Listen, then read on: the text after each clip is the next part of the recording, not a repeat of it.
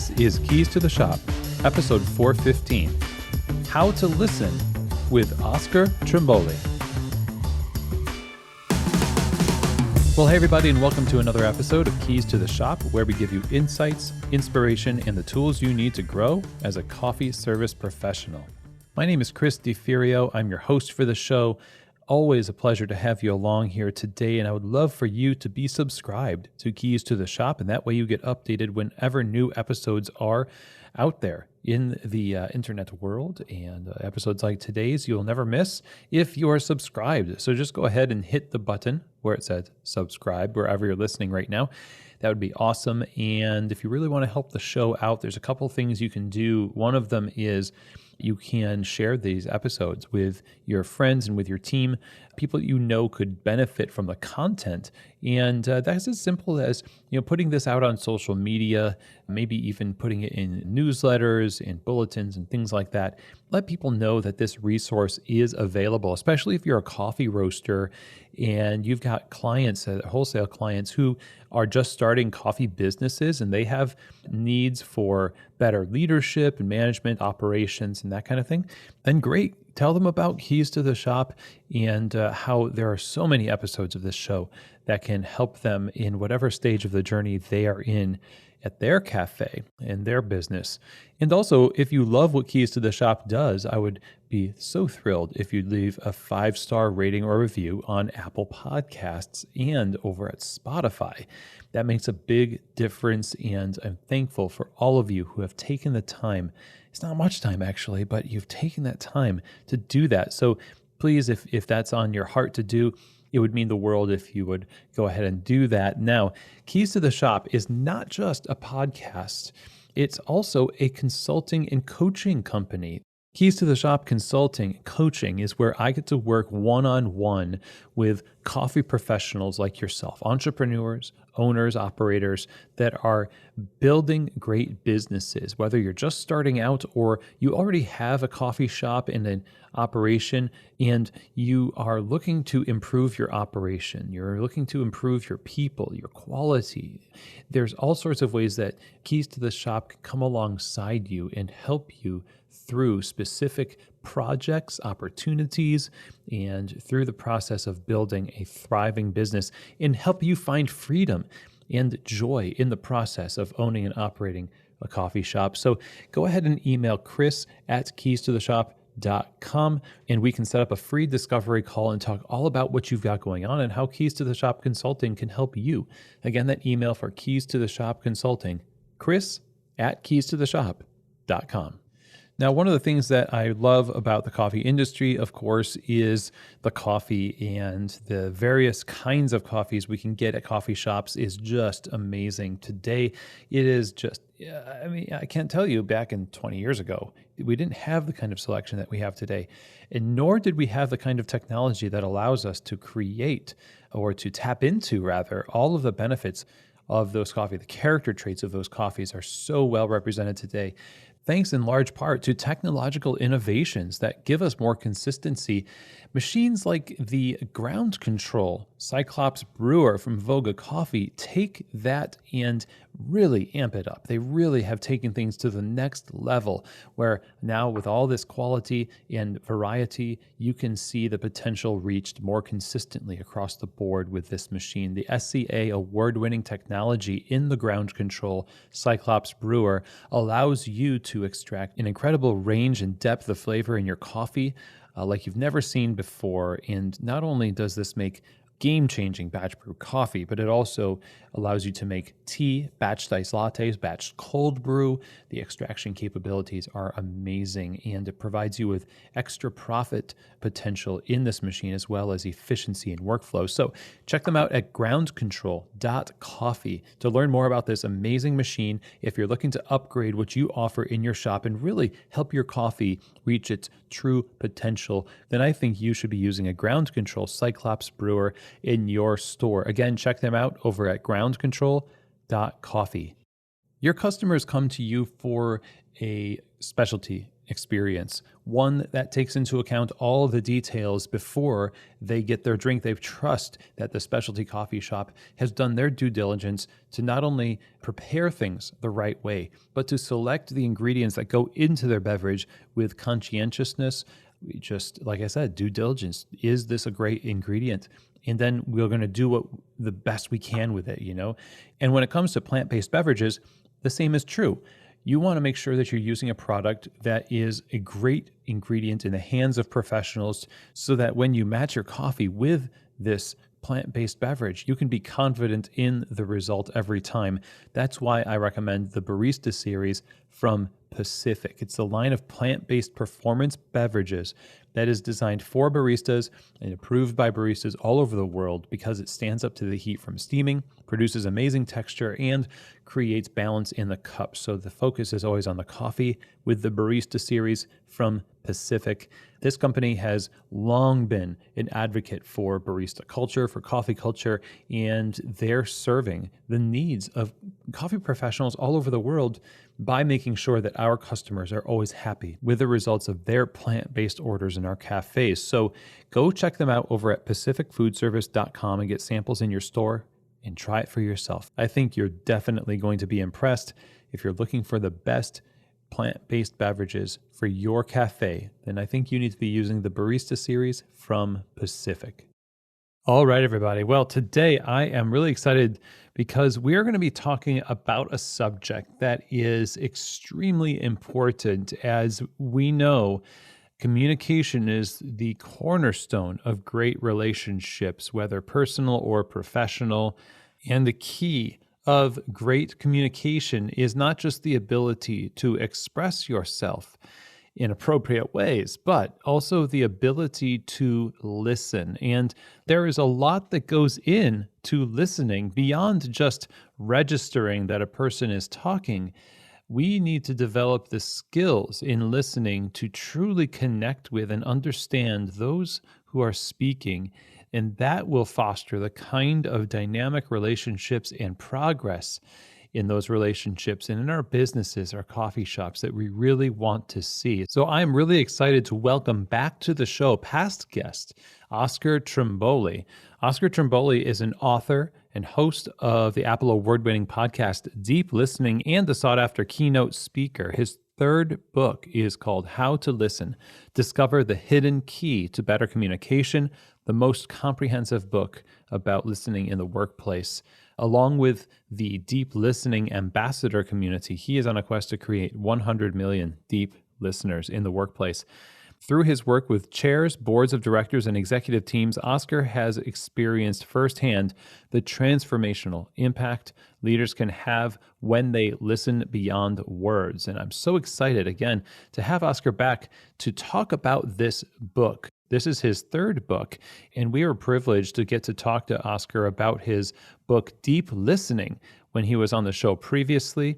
You can find the link to that conversation in the show notes. And in this talk with Oscar, we dive into the concepts in the book, How to Listen, and we explore a lot of examples of these principles in Oscar's life. And we do some role play of examples of how these things work out in different scenarios where especially emotions are really strong. And, the cafe is a dynamic environment where there's a lot of, changes happening. There's a lot of expectations, and there's a lot of, people missing each other with communication. And so when we sit down to talk with somebody, there's always going to be some kind of a hurdle in terms of how we're hearing what the other person is saying and what we think about what they're hearing us say.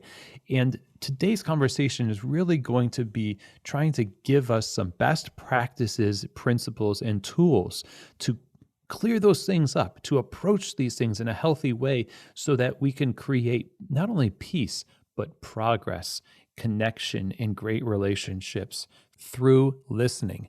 Oscar always has sage advice and wisdom born from many experiences of his own and throughout the years of helping others around the world learn how to listen. And I know that what you hear today is really going to have a positive impact on your life. And so, without further ado, let's get right to it. I'm excited to welcome back to the show author of the book, How to Listen, Oscar Trimboli. Well, Oscar, it is wonderful to welcome you back to the show. How are you? Yeah, big changes in my life since 4 years ago, Chris, when we spoke last. My dad had a really big stroke, and my work life has had to bend itself around my caring responsibilities now for him. And after almost 6 months in a stroke unit, rehab hospital, and then respite care, he's back at home with care and cousins and myself around my dad, and he's okay. He also taught me for a period of 3 weeks where he couldn't speak. He lost the use of his tongue. He couldn't swallow. He had to drink thickened water and basically ate custard for the best part of 3 weeks. He lost a lot of weight and got down to something that felt like skin and bones from where I was. But the most insightful thing for me during that time was, because he couldn't speak, we had to get a completely different communication system with hand squeezes, for one for no and two for yes. And we navigated through a COVID pandemic and a stroke doing that for 3 weeks. So thanks, Dad, for teaching me how to listen without words, because it kind of stopped the book I was writing completely. And I made some adjustments as a result as well. Wow, I'm sorry that you all have gone through that. I'm glad to hear your dad is stable and doing well. And as you mentioned, it's interesting. Life doesn't respect our plans, I guess. And at the same time, and how you view those events that come up can, facilitate something that's helpful for you and others at the back end of it. And so eventually you did finish this book. It is the book that you have just published, right? The one that we're talking about, How to Listen. Yeah, in fact, the dedication in the front of the book is to my dad. Thanks for teaching me how to listen without words. And, it's been a real privilege to spend lots of extra time with Dad. And, sometimes he's got the words for it, other times don't. And I think for all of us who have older parents that we need to care for, some people view it as a responsibility. I view it as a privilege. It's just times eating pizza with Dad, having a coffee with Dad, having fish and chips with Dad. He went to see a geriatric GP a couple of weeks ago, and they gave him a depression assessment, and it says one of the questions was, "Do you feel worthless?" And he said, "Sometimes." And the doctor kind of paused and let him think about if he wanted to add anything onto that. And then the doctor said, "And when are the times where it's not?" And he goes, "When I'm having coffee with my son." It's like, it's really hard to not cry. So I did cry, and it was a great moment to understand the impact you have on people. Sometimes they tell you, sometimes they tell the GP. Man, you're getting me all teary here, Oscar. But that is like the ministry of presence has been a phrase that I've heard in the past, and in just being there, and patience is obviously a huge part of that as well. I mean, you had to pause a lot of things in order to really hone in on what was needed, and it's a unique situation because you've never been in that situation before. So there's no playbook, and so I'm kind of interested to know how you eventually navigated that to where he taught you how to listen without words. How did that evolve over the course of that journey? I think when he was first in hospital, just through his eyes, you could see fear, frustration, anger, anxiety. When people don't have the words and you're completely present to what they're showing you in their face, they can show you a lot.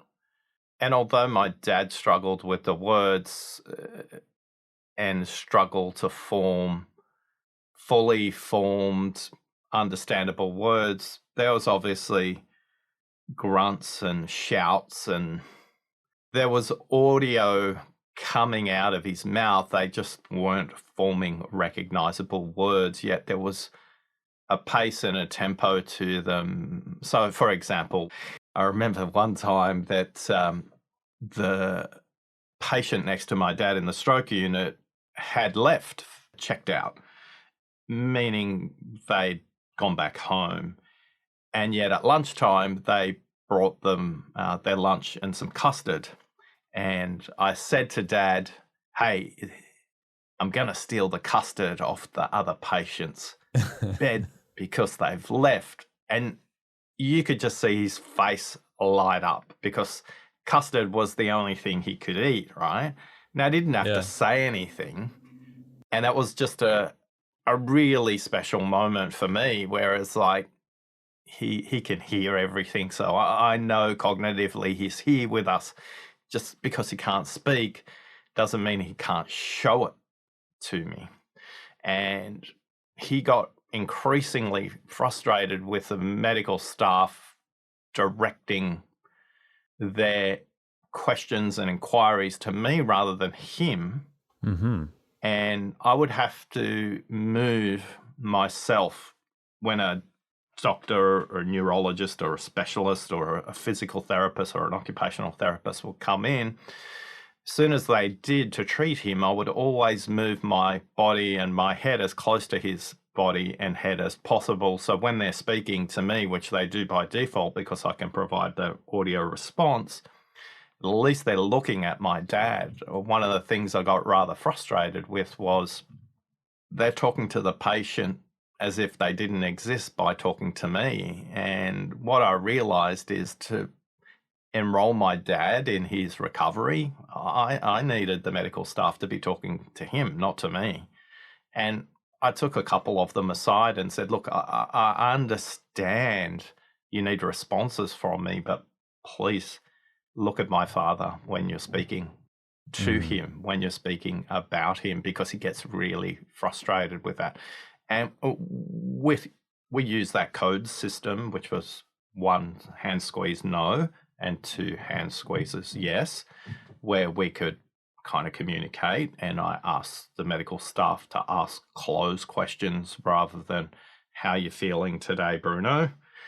That's not going to be helpful to my dad because he can't say how he's feeling today. So ask him a question that we can work with yes and no. Sometimes that was helpful, sometimes that wasn't. So that's kind of how it evolved with cheeky SAS missions, sneaking across to the other bed and getting custard for my dad. That is an amazing story. I love the image in my head of that mission being executed. And the idea that we are constantly in communication with people who they all have a kind of a unique way that they really do receive information and communicate. And I, maybe like everybody, want everyone else to basically do what I do and conform to what I want. So I would like for, my communication to have as little atmospheric drag as possible. And if you don't understand what I'm saying, then I'm going to get frustrated. And then you might get frustrated at me for being frustrated. Now we're just in this completely shut down state. And I love that you had the presence of mind and to kind of engineer the situation to correct itself by positioning yourself in the right way and overcoming what was obviously a fear of these doctors to do something outside of their comfort zone. I mean, how does that translate for us in our normal work activities, especially when emotions are high? It's easy for us to try to force a result rather than to take a step back as a means to adjust the situation. If you think about conversations where you and one other person are in a discussion, so rather than a group discussion, a one-on-one, most people don't realize that in a one-on-one conversation, there's always a third element in the discussion. It's hidden, though it's obvious. It's disguised, though it does define the conversation. The third element that's always present is the dialogue. The dialogue is the intersection. Imagine two circles overlapping. It's the intersection between what you're saying, what they're saying, what you're hearing, what they're hearing. The dialogue is the focus. The dialogue is neutral. The dialogue has energy, it has gravity, it has a direction. And for many of us, we don't know how to become present to the dialogue. And I want to give everybody a very simple question most people don't ask when they're having a difficult conversation. And the question is simply this: ask the other person, what would make this a great conversation? Now, I want to caveat something. Don't ask them what would make it a great conversation for you. It sounds like you're asking exactly the same thing, yet you're not. What will make this a great conversation? And when they tell you, now keep in mind, this is not the agenda. This is not the specific things we want to get out of the conversation. This is how we want to have the conversation. And if the other person doesn't ask you the reverse question, make sure you're clear what will make it a great conversation from your perspective. Not for you, but from your perspective. Mm-hmm. And this provides a listening compass in the dialogue. This gives everybody a north setting that you can check back in. So 10 minutes in, you can say, hey, Chris, at the beginning of the conversation, you said this will make it a good discussion. How are we going? And it provides a way to adjust for both parties.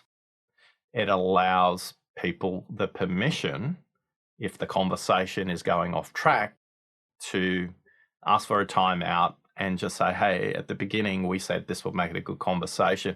Have we finished with that, or are we going on a completely new path? Equally, when a conversation becomes emotionally charged, it's an opportunity to hold the compass up for both participants to say, how are we going against this? And it's neutral. It doesn't have any kind of bias, because both of us have agreed this is what will make it a good conversation. We've agreed it at the beginning of the conversation, and it helps diffuse conversations that may be speeding up, going in a direction that isn't productive for everyone. That's very useful. It reminds me of when you're lost and you just have maybe too much pride to look at the map. So, oh no, I'm not lost. You've been in my car. And eventually there is this shameful reach for the glove box or the phone or whatever. If from the outset we know, maybe it's a mutual admission that we are imperfect and we do need a compass. We do need help. It's not just like we're not going to shoot from the hip and hit a bullseye with this thing. We need some extra help. And I just want to come back to emotion in a conversation. Emotion is present in every conversation because we're human. And a lot of people equate high emotion or negative emotion as a bad thing or something difficult to deal with. When people are expressing deeply emotional content, they are signaling to you a couple of things.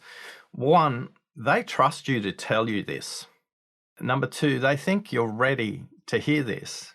And number three, and most importantly, it matters deeply to them. And a lot of us confuse the emotion in the dialogue with our own emotional response to it. So for many of us, and a lot of the 27,000 people who've taken the listening quiz, and we ask them one question right at the very end, which is, what do you struggle with the most when it comes to listening? And a lot of them say, I struggle with highly emotional conversations. What they're saying is they struggle with how they respond to conversations where emotion is present.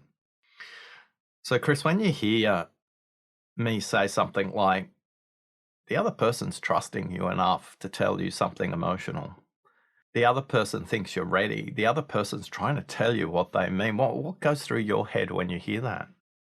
The first thing is that I might have maybe a bias toward that individual already, that where I might not actually care what they're trying to communicate to me because I'm actually trying to communicate to them. And I need them to first understand me, and then I'll seek to understand them. Is there anything else that brings up for you in those kinds of conversations? In some ways, if it's the opposite, if I'm feeling like I'm in a good place, I feel like I would want to really get to know exactly what's being communicated, just because I don't want to necessarily have to have this conversation again if it is a difficult one. I would like for them to feel as though they've communicated to me what they need to. And I feel a bit of anxiety about performing in such a way that would confirm for them that I in fact do. And I've told my listeners before, I have a forehead that betrays my inner world sometimes. I may just look like an angry thinker. So that is a particular challenge for me sometimes, but that's maybe one of the places I would go. Hmm. And for those of you who just listened to Chris, it's like, listen carefully to what he said, that, when these highly charged conversations take place, his anxiety is emerging in the dialogue.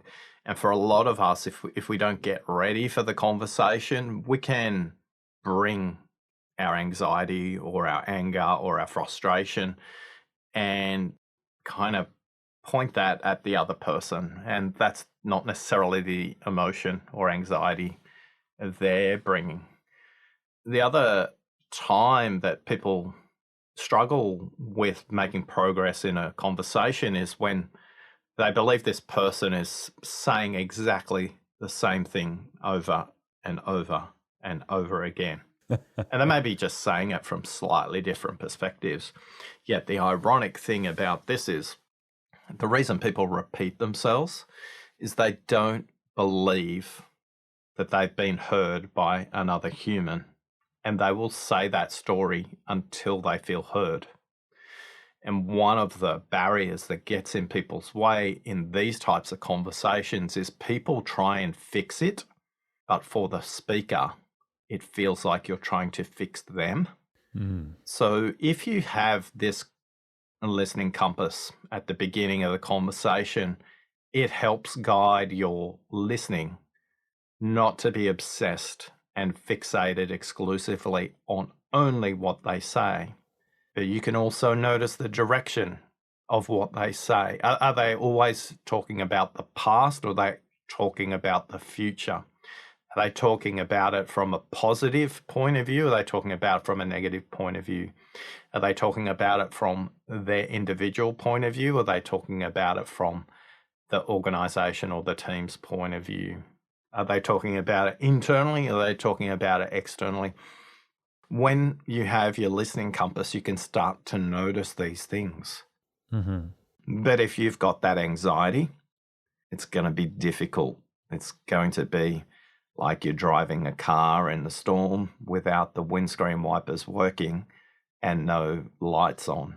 Once you're aware of what you're bringing to it, everything lights up and you can see a little bit further ahead. Oh, there's a lot of comfort in that feeling. I grew up in upstate New York, and there's a lot of winter weather in that state where the snow can get so bad you're squinting and leaning forward and going slow.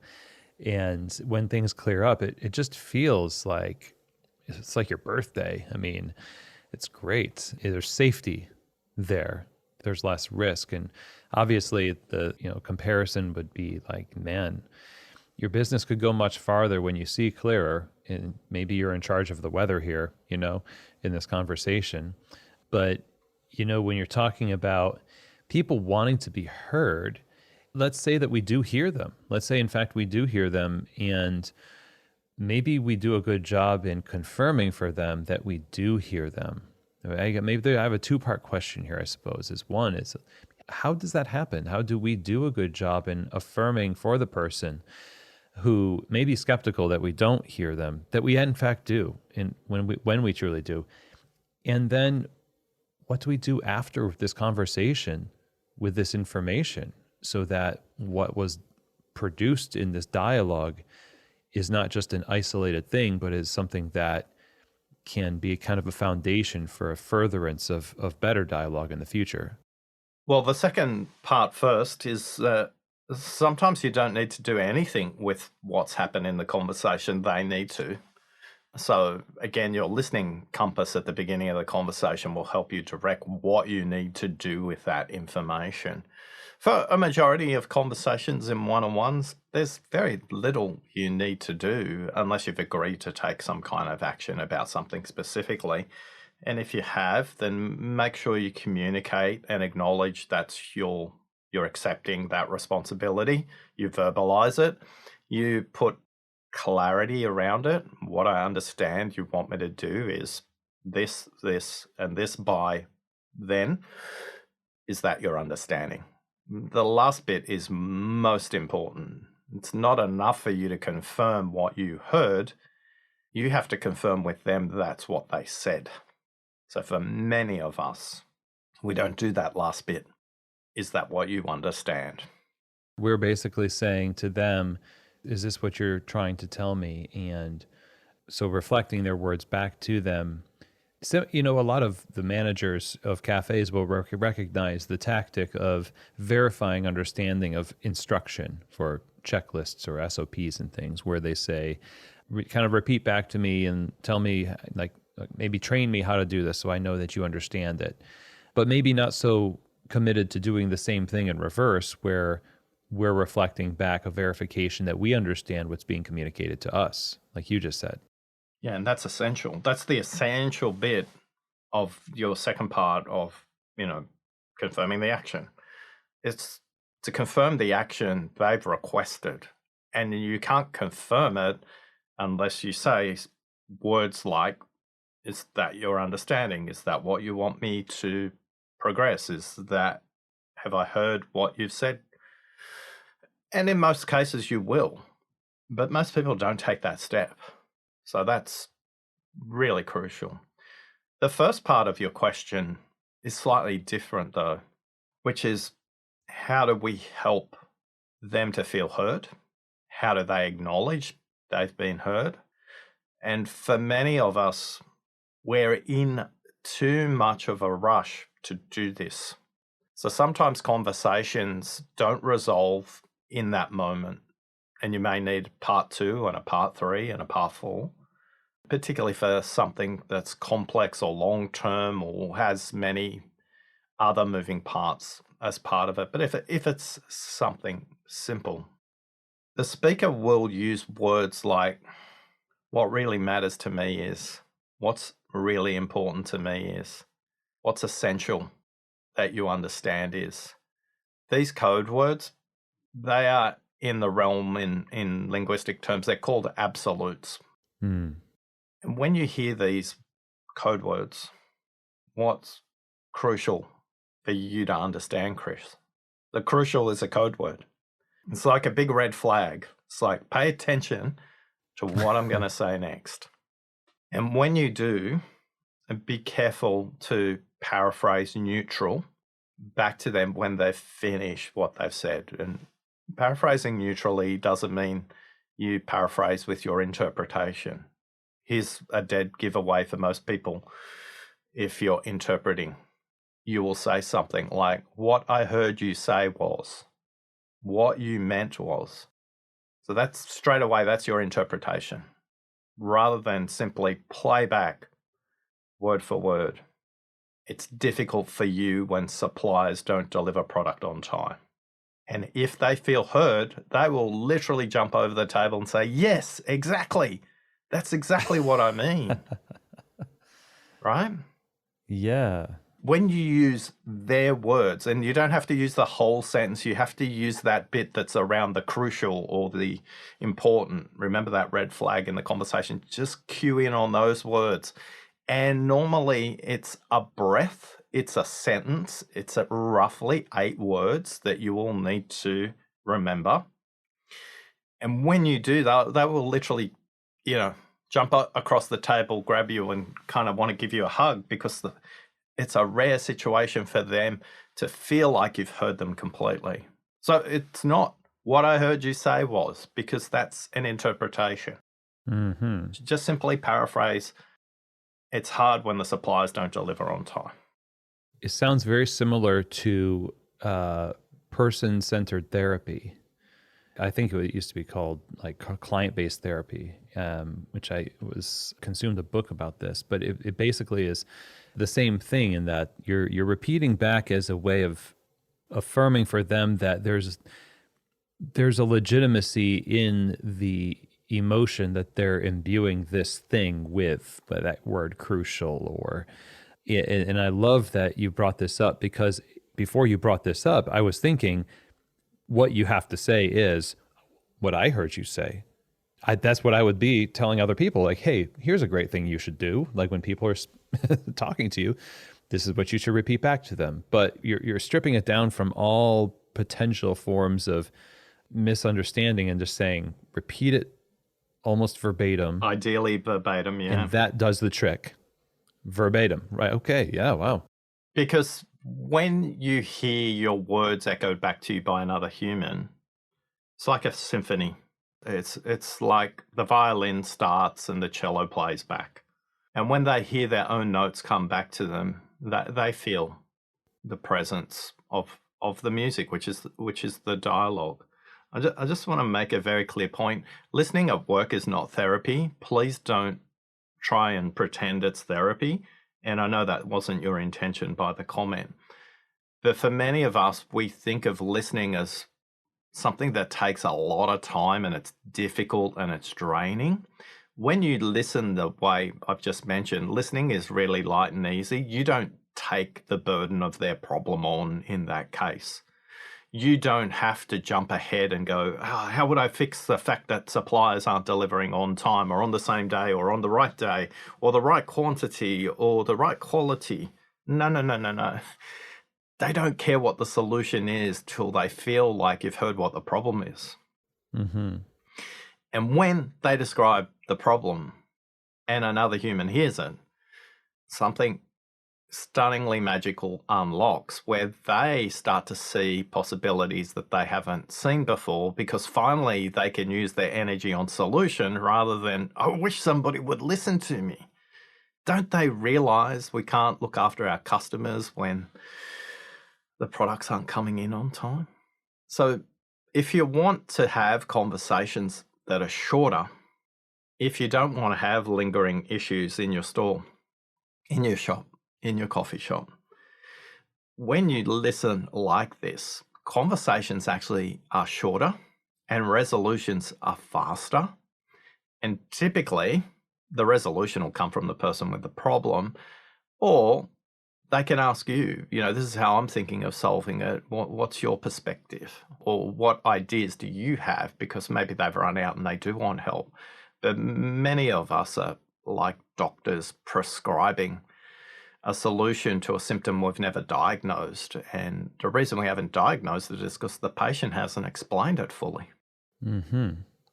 Well, to your point, and bringing that up about therapy, I've definitely encountered a lot of this personal boundary crossing professional environments where there is sort of people try to create familial environments or paternal or maternal environments that people aren't really signing up for when they work at a place. And so you could, I guess, as a manager, see yourself as this therapist, or you're going to, like you said earlier, fixing the person.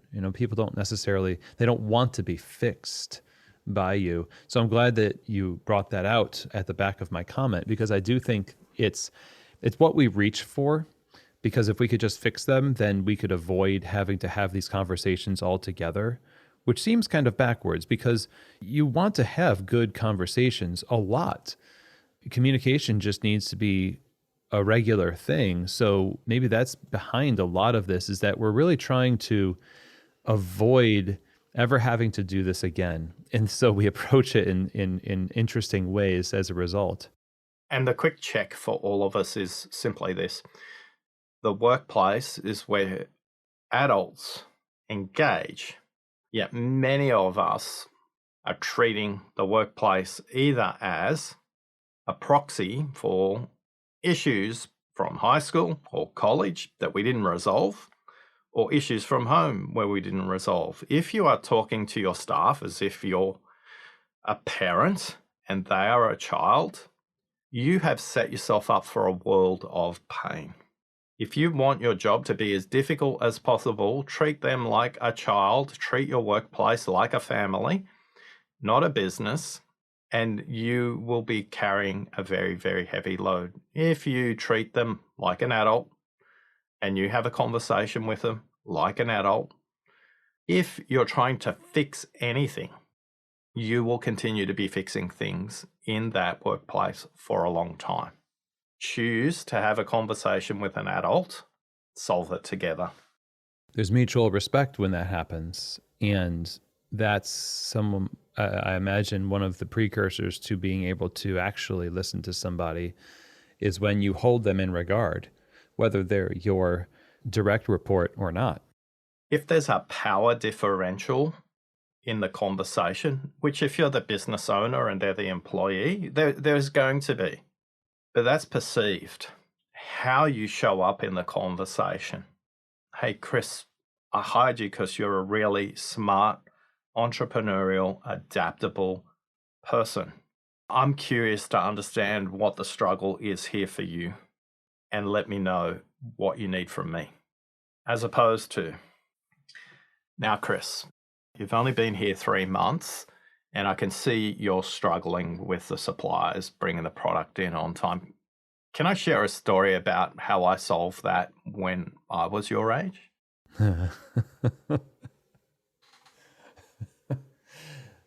I can see exactly the comparison between, and that the example you just gave is what I think people kind of immediately go to. I was speaking at a trade show, Coffee Fest trade show recently, and for better or for worse, people in positions of power or authority are merely entrepreneurs who got themselves involved in the leadership of people in the bid to make coffee and open a coffee shop. And so once all the machines are on the counters and the bills are coming in regularly, and so are customers, now it's just people, a lot of it. And that is a wildly a different thing, and not a lot of people are prepared for it. And so out of fear, they, kind of adopt that tactic. Also, they're insecure with their own authority. So wherein they might actually be right, when I know that I am right, for example, as an owner, and somebody is wrong, I worry about losing my position of power in that conversation by asking the questions, by being curious, by affirming them as an adult and or giving them regard and respect that way. Does that make sense? How do we overcome this self-preservation that comes from an insecurity within our own position in the conversation, which might be a proxy for our own position in the company? The role of the owner is tough, and I think we need to come from a place of empathy for them rather than for judgment for them.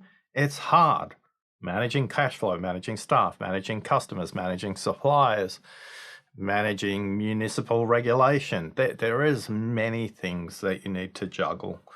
When you show up in conversations the second way, let me tell you how I did it when I was your age. That makes you a bottleneck.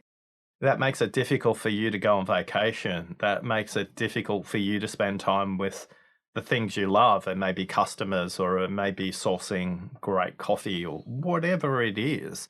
For many owners, staff will leave you'll have high turnover when the second conversation is more present than the first conversation.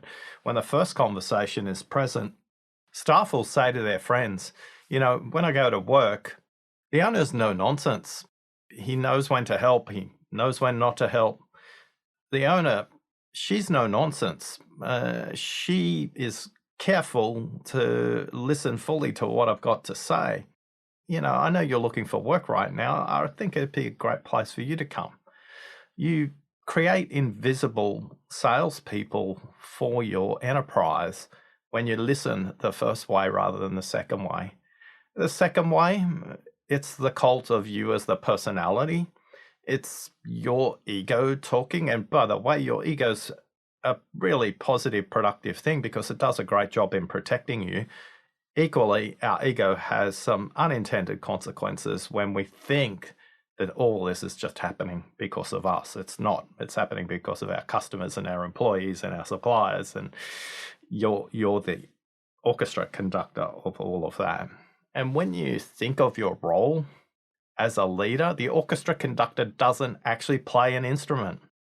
They set up the music, they make sure everybody understands the music, and they just conduct. They don't play an instrument. When you're solving a problem, you're playing an instrument. When you're giving advice, you're playing an instrument. When you're saying, this is how I would do it, you're playing the instrument.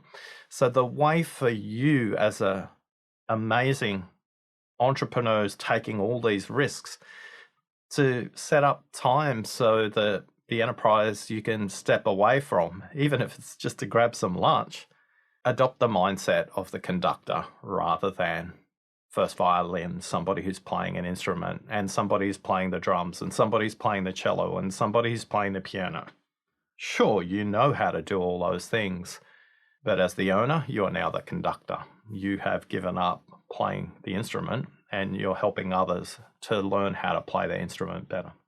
And having your ear tuned to what's happening in the orchestra, obviously, is a huge role to understand that what needs to happen is we need to slow down and isolate this group. The woodwinds are having an issue. The strings are, the brass. And you wouldn't hear that if you weren't listening. And how is woodwind interacting with brass? So again, as the owner of the business, your role is coordination. It's how do each element intersect with each other. If you're only listening in that way, deeply to one part of the orchestra, you're probably missing the impact of your role, because your role is coordination. Your role is making sure that has everybody done their rehearsal? Does everybody know their music? That's what's on the menu for today. What is a great accompaniment to that? What are other customers buying and what are they not? How do you coordinate that rather than exclusively listening only to one section of the orchestra or the other? Your role as the conductor, though your back is to the audience, your role is actually to listen to the audience's response to the music, not the music exclusively. And as a business owner, your role is to listen as much to how the customers are interacting with your amazing staff, your coffees, your food, rather than exclusively focusing on one element or the other. I love that. Yeah. And to take it even further within this example is there's a lot of practice. What we've been talking about feels like these very consequential conversations. Things might come to a head and we have to have a conversation. So we've been talking about like, this is crucial that you understand this is very important to me. So we've already built up a lot of emotion, but not all communication is like that. And there's a lot of mundanity that happens in the business.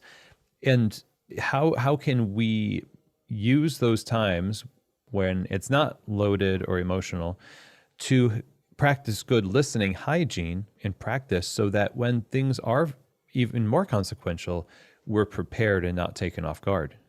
Well, listening happens before, during, and after the conversation, and most people focus their energy on how do I listen in that moment. But as you mentioned, the part about getting ready is crucial. Many of us don't realize we have a listening battery. Just like our cell phone battery, it's either green or it's orange or it's yellow or it's red or it's touching on black and about to shut down. So, one of the things you need to become conscious of as a leader in your enterprise is to know what level your listening battery is at. Because if you're going into a conversation that is either consequential or not, and your listening battery is red, it's not going to be a great conversation. And that is the moment to go, hey, Chris, what you're about to talk to me about is really important. Or, hey, I want to listen to what you've got to say right now. I'm just dealing with an issue. Is it okay if I come back to you in half an hour and then I can give you my complete and undivided attention, which will give you time to recharge your listening battery. And I'll give you a couple of really simple techniques around that. But in being conscious of where your listening battery is, getting ready for any kind of conversation, most people have too many things in their own mind going on that they can't be present to the conversation that's about to happen. They just want to be helpful because somebody's come up to them and say, hey, boss, I got a question about blah, blah, blah, blah, and off we go. Sometimes deferring the conversation is as crucial as listening in that moment. So I'm curious, Chris, right now, what color's your listening battery? I would say it's midway. And this is a maybe a podcaster's dilemma, to be honest, is that you are finding new ways to refresh your engagement as the conversation goes on. So I would say halfway to a quarter towards the end of the day here in Kentucky. So that's probably where I would say it would be. So what is that, orange maybe? Yeah, okay. And how far away is a glass of water from you right now? It's a distance. I would say maybe 50 feet. Okay. So water is a really fast way to recharge your listening battery. If you are listening to this right now, just grab a glass of water and notice what happens around your heart and your lungs as you drink that glass of water. It sends a signal to the nervous system around your heart and lungs called the parasympathetic nervous system to say, relax, everything's okay. So a really quick way to recharge your listening batteries is to have a glass of water, a full glass of water. If you're preparing for a difficult conversation, just drink a glass of water before you go into that conversation. That will probably get you between 10 and 15% recharge straight away, just like that, in your listening battery. The second one is be conscious of your breathing. Notice your breathing. And again, just take 3 deep breaths before you go into the conversation.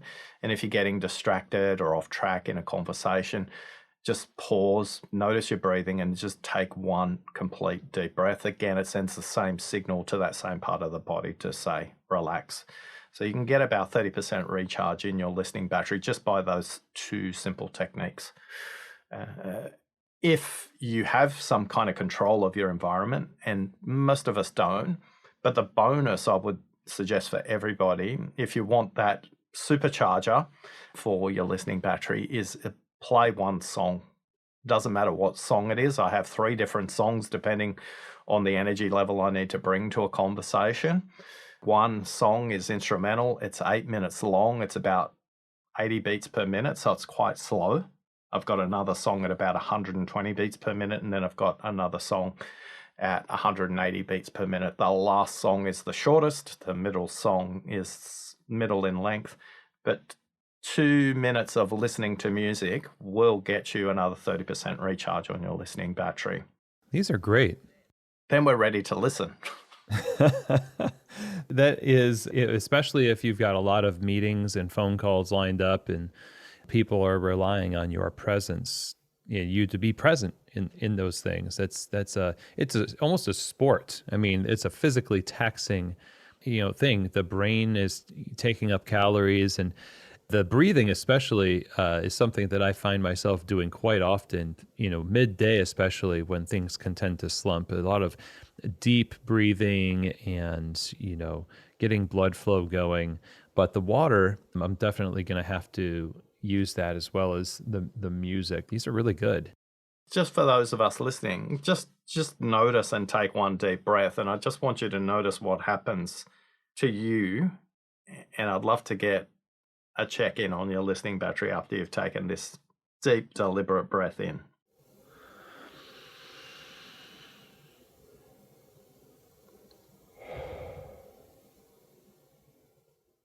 Yeah. I personally feel like there's maybe half of another project I could take on after even having a conversation with you. My mind is a little bit more attuned to my surroundings. And yeah, it's kind of a little miracle how that happens. Yeah, and the bonus point is once you're available, you may notice their breathing. You may encourage them to drink a glass of water, and then you can create an environment for them to express their ideas in a different way. A good listener listens to what people say. A great listener helps the speaker change the way they express the idea. They move from saying what's top of mind to saying what they truly think and mean. And when they say what they truly think and mean, they feel heard, they feel seen, and they feel valued. And when they feel seen, heard, and valued, they will give you discretionary effort. They will anticipate things that maybe they walked past in the past, and your role just became a little bit easier. As we talk about this, and this is kind of one of the last things that I wanted to touch on here with you and get your take on this. This is stuff that I think we've been talking about how you can listen to your staff, basically. But the reverse is also true if you happen to be somebody, or at least I assume it's true, if you are a barista or a staff member and you are speaking with your boss and your boss is trying to communicate to you something that maybe they're having trouble communicating or they feel is crucial to you, I suppose the same techniques could happen the same way and produce the same results. Yeah, so a couple of simple techniques. If the boss says it's like a really long sentence and just like, whoa, what just happened there? And you can just simply say, thanks. If you said that in one breath, one sentence, 8 words, the subject line of an email boss, could you just compress it for me so I can take the right action, right? So all of a sudden they go from this long-winded set of instructions to Chris expecting a delivery at noon. You're going to be the only person here. Can you make sure you collect it? As opposed to what they said, look, I have to go out, I've got a medical appointment and I've got to sort out the dog and you get lost, right? So anything you can do to help that person say what they mean rather than what's top of mind, because most people don't know the very simple science of speaking and listening. When you understand the word speed of the speaker, 125 to 150 words per minute is speaking speed, yet thinking speed is much faster, 4 times, 5 times, up to 9 times faster. So the first thing that most people say is what's top of mind. The first thing that somebody says is about 14% of what they think. And if you want to have a dialogue with somebody with 14% of what they think, they're not good odds. So just take a little bit of time to clarify, to confirm with that other person. And sometimes in clarifying with them, they will shift the way they communicate that idea, because how they said it the first time, it's kind of like a clothes washing machine that's dirty, it's sudsy, it's agitated, it's moving, but it's not making progress. Yet the rinse cycle, when they speak, something clear comes out. Even a washing machine has 2 rinse cycles, and most people just listen to the first rinse cycle in most humans. So give yourself a fighting chance, give them a fighting chance. Sometimes the most important thing to do is to clarify what they've asked or what they've said. And in one way, it will confirm what you heard. In another way, it'll give them a second chance to go, oh, actually, what I meant to say was you need to be out the back at noon because the supplier's bringing our equipment delivery or whatever the case might be. And then you're having a dialogue, and it's healthy, and people are heard, and a lot better things happen in the business collectively as you start to get the results of those many conversations that we have, and we don't have to have fear of avoiding them. We can use each one as an opportunity to refine, and clarify, and that's a way to serve each other, really. Mm. And the barista's an equal in the conversation, not a subordinate when they're clarifying. It's a good point, because I mean, if you're seeking understanding, you can't. That power dynamic definitely would shut down all of this effort to gain clarity. Yeah. I love our conversation here, and recommended before, when you're on the show, that your first book and this book, How to Listen, is something I think people should immediately purchase and go through, as it is extremely practical and covers not only the things that we have gone over in this conversation, but tenfold the examples and science and techniques. So if there's anything that we need to improve on in business, one of the first things is communication, and of course listening as the centerpiece of that. So I'm really appreciative of you coming back on the show. And how can we learn more about this and get this book in our shops? You can grab the book from any good book retailer. It's widely available. Honor the other person. Have adult conversations in your stores, and remember that the first thing somebody says is often not what they mean. If you can listen to what they mean rather than what they say, you'll have lower staff turnover, you'll have happier customers, and you'll get to take vacations more regularly. Sounds amazing to me.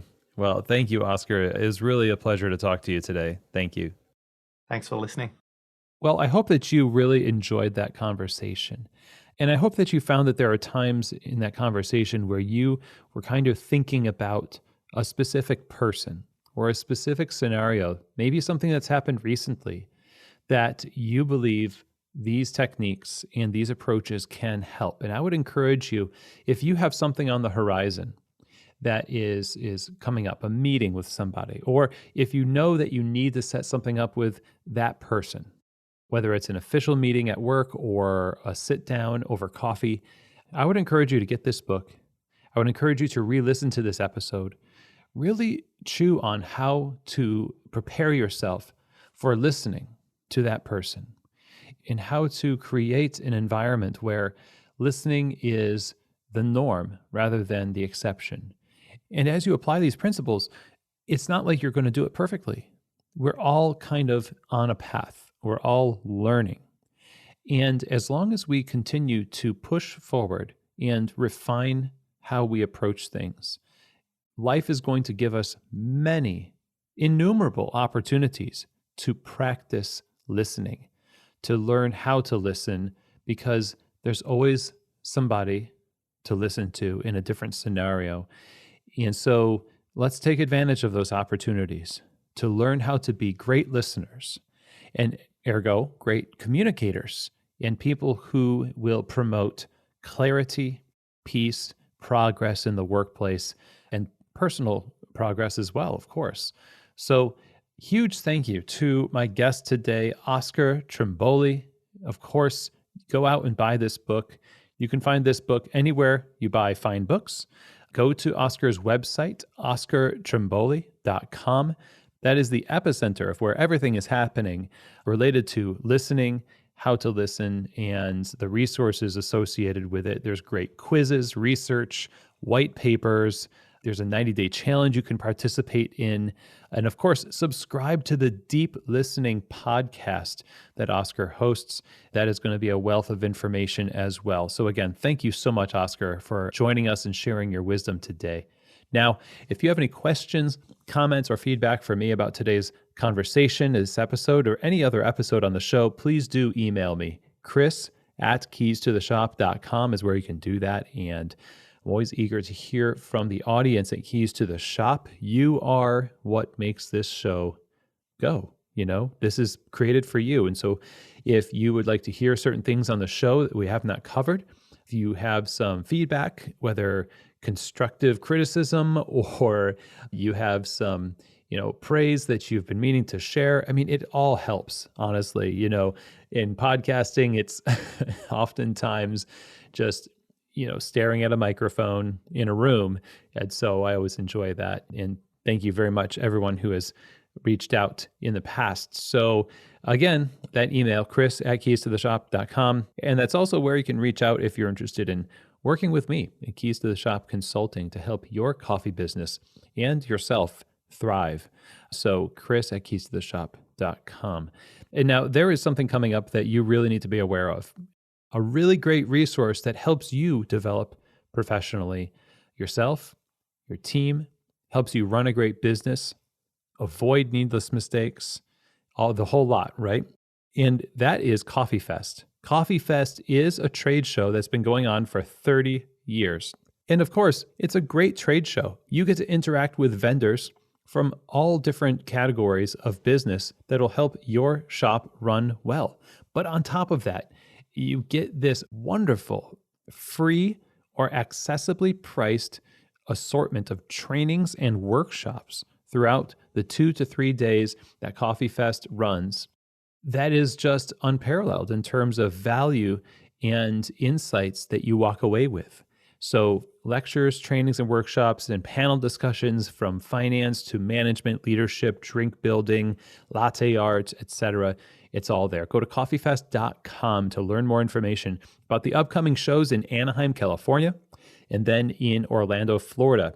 Use the code KEYS, KEYS, that gives you 50% off your registration for general admission when you go to coffeefest.com and register yourself and your team. That's KEYS, KEYS, for 50% off general admission to Coffee Fest. I will be there. I'm always there. I'm the head judge of the Coffee Fest Latte Art World Championship Open, and I'm also giving lectures all the time, running around at my booth. I'm interviewing speakers from the weekend, doing some live interviews, and you can find me. Just look for my shiny bald head and you say hello, okay? So again, for more information for this unprecedented, valuable event, go to coffeefest.com. And with that, that is the end of today's show. Everybody, I am so thankful for you. I can't put it into words adequately how thankful I am for you supporting the show. 6.5 years of Keys to the Shop, and I'm happy that you listen, you tune in. I'm happy that you share these episodes, and for the affirmations and comments and emails that you've shared over the years. It's so meaningful. Thank you today for listening, absolutely, to our episode about listening with Oscar Trimboli. Don't forget to subscribe to the show, and yes, share these episodes with your friends, with your family. Share them with the first person that you see with the next time you walk into a grocery store. And as always, I hope that this episode has truly given you keys to the shop.